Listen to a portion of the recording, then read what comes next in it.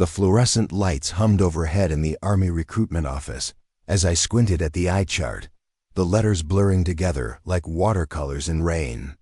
The sergeant's voice seemed to echo from miles away as he read off combinations I couldn't distinguish past the third line, EFPOZ.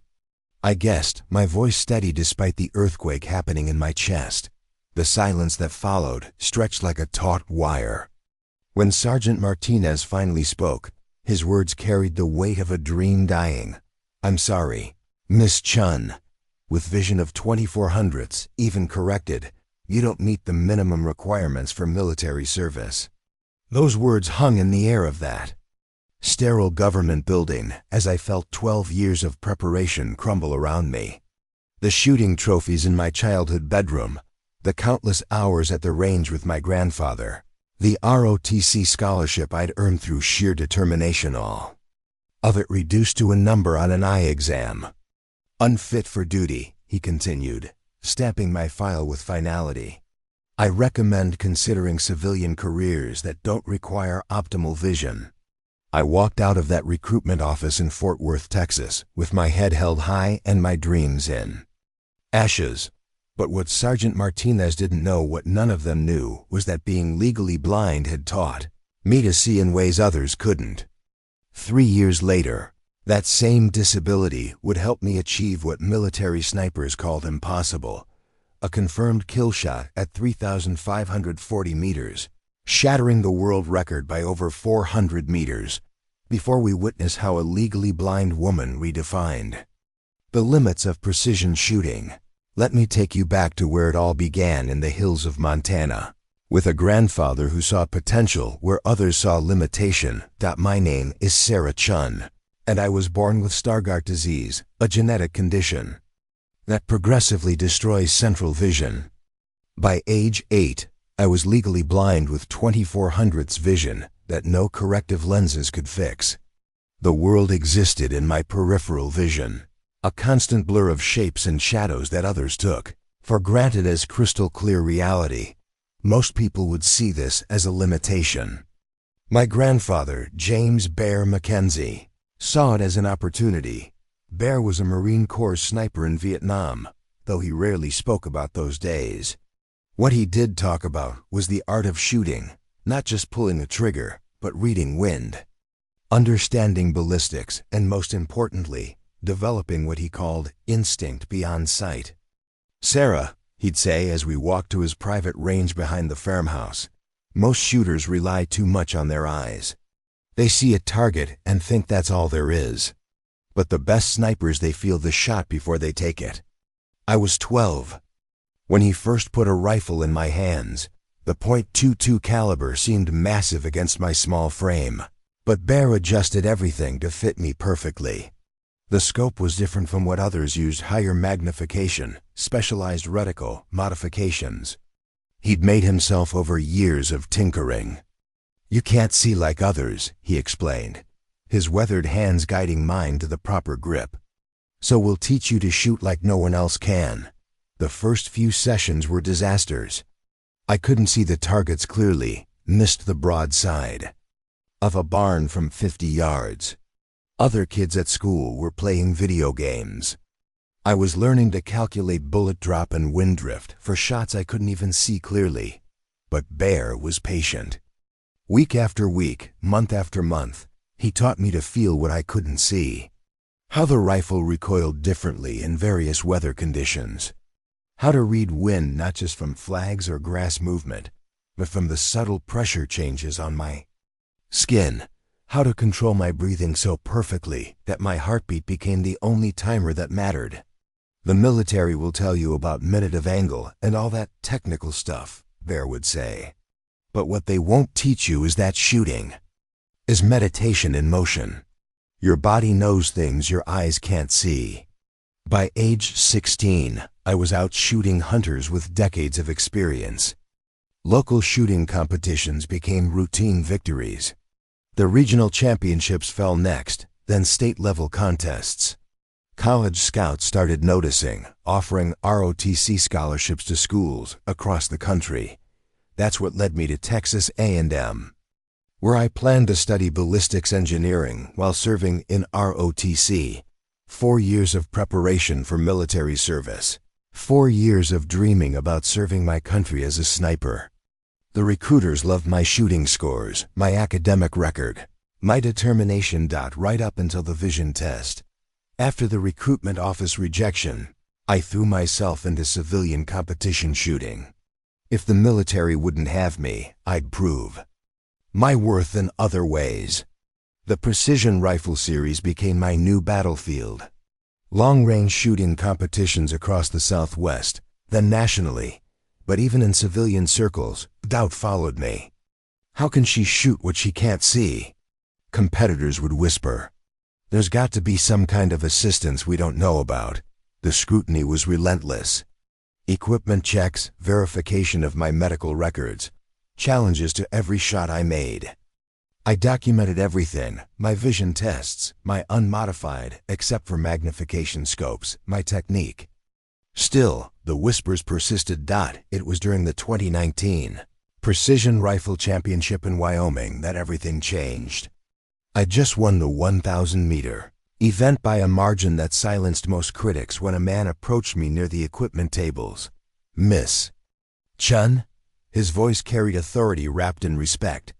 I'm Colonel David Mitchell, U.S. Army Special Operations.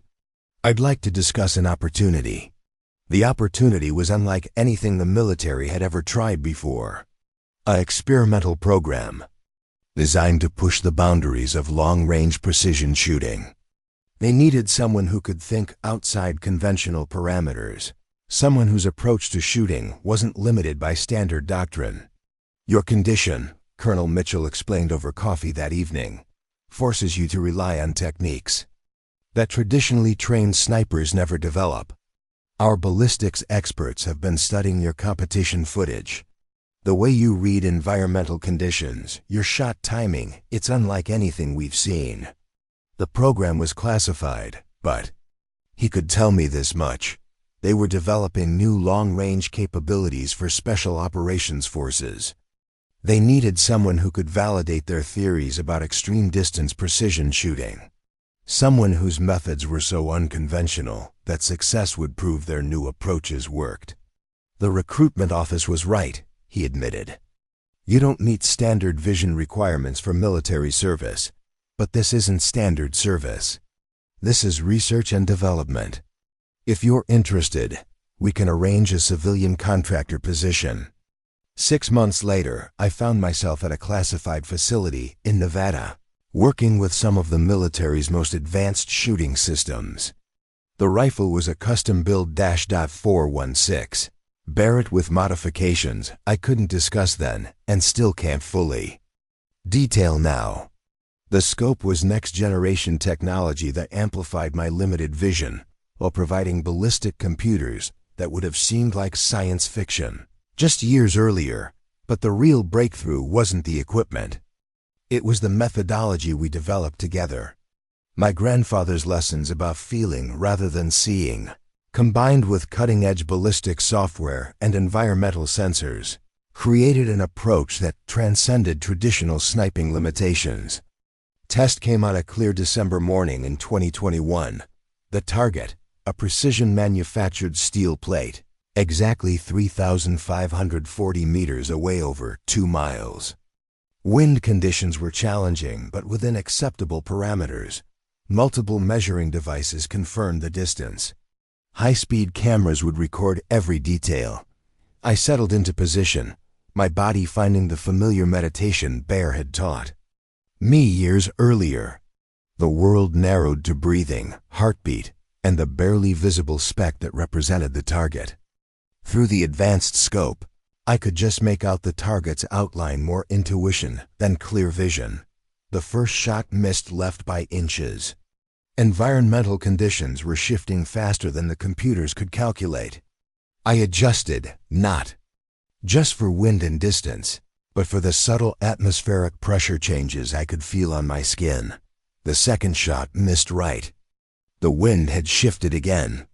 I closed my eyes behind the scope for a moment, letting my body read the conditions the way Bear had taught me. When I opened them, everything felt different. A line. The third shot left the muzzle with a crack that seemed to echo forever across the desert. The bullet's flight time was nearly 5 seconds, an eternity in precision shooting. Through the spotting scopes, observers tracked its path across the clear morning sky. Then came the metallic ring of impact. The target monitoring system confirmed what everyone had witnessed: a direct hit on a target over 2 miles away, shattering the previous world record by 414 meters. The silence that followed was different from the one in that recruitment office years earlier. This silence carried awe, disbelief, and recognition that something unprecedented had just occurred. "Confirmed hit," the range officer announced. "Distance, 3,540 meters. New world record." In that moment, everything came full circle. The grandfather, who saw potential instead of limitation. The rejection that forced me to find another path. The years of proving that different didn't mean lesser. All of it led to this single shot that redefined what was considered possible. Later, as news of the record spread through military and civilian shooting communities, reporters wanted to know the secret. How does someone who can't pass a basic eye exam make the longest confirmed precision shot in history? The answer isn't in the technology, though that played its part. It isn't in some miraculous compensation for lost vision, though adaptation certainly mattered. The answer lies in understanding that limitations often force us to develop capabilities others never discover. When you can't rely on perfect vision, you learn to read wind like Braille. When standard techniques don't work for you, you develop methods that transcend standard approaches. When the world tells you that you're unfit for duty, you find ways to serve that no one else considered. Sergeant Martinez was right about one thing: I didn't meet the minimum requirements for traditional military service. But what he couldn't see, what none of us understood then, was that exceeding minimum requirements sometimes means taking a completely different path to the same destination.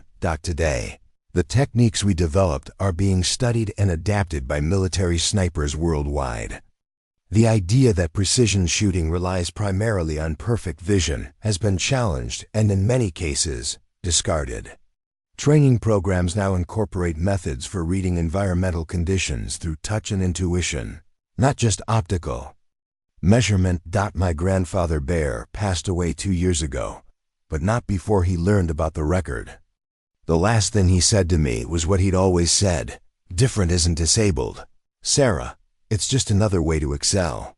The rifle used for the record shot now sits in a place of honor at the Army's sniper school, not as a museum piece, but as a working reminder that the impossible is often just the untried.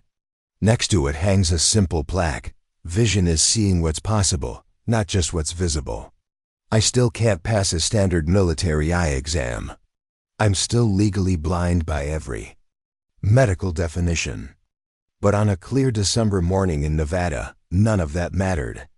What mattered was a lifetime of learning to shoot beyond sight, to trust instinct over optics, and to prove that the word unfit often says more about our limitations than someone else's capabilities. The fluorescent lights in that recruitment office still hum for other applicants facing their own rejections. But sometimes, being turned away from the path you planned is exactly what you need to discover the path you were meant to take. Sometimes, the longest shot is the one that hits closest to home. The record still stands. The lessons continue to spread. And somewhere in Montana, the wind still carries the echo of an old Marine teaching his granddaughter that the best shots are taken with the heart, not just the eyes.